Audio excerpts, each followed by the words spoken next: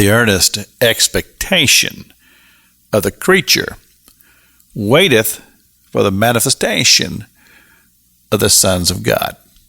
Now, the first time that I ever read that, I was intrigued by the use of the term creature. And I had to inquire, who's he talking about here? Well, when you put it in the realm that he talks about the creation and that we are part of the creation, then you'd understand that we are the creature that he's talking about human beings. And he's talking about how it is that we come to the realization that we are sons of God. He talks about this earlier in the scripture here in Romans chapter 8, about the whole concept that we are of God's great heritage.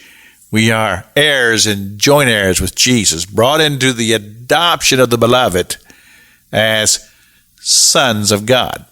And this whole realm of this heritage that we have in spiritual places.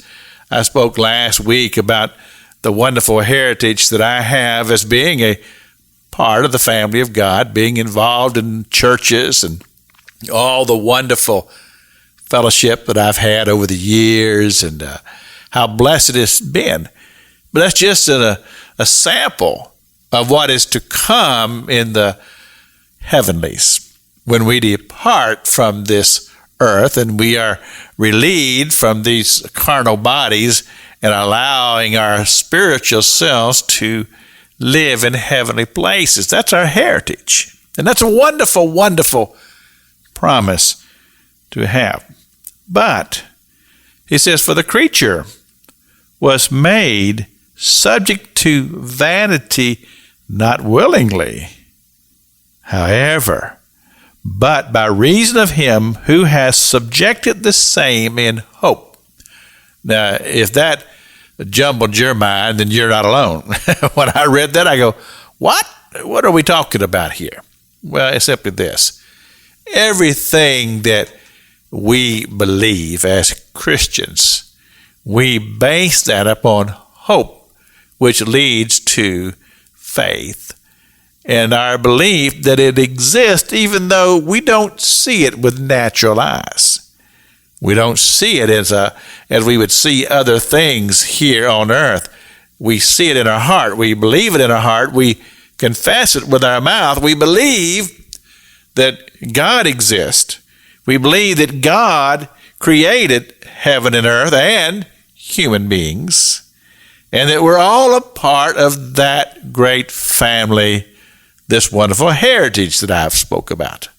So, it doesn't come to us in the natural man. And that's the whole point that we've been bringing out repeatedly in this chapter 8 of the book of Romans. It does not come through carnal understanding. It is spiritual, just like I've talked about in John chapter 3 when Nicodemus came to Jesus and said, how do you do these miracles? He says, you have to be born again. Great spiritual awakening, a great spiritual understanding. And it's something that, as he says here, we don't come to this naturally. We come to it spiritually. But it requires a process of allowing God to do that work in our lives. It's Pastor Jack King with the gospel on the radio broadcast.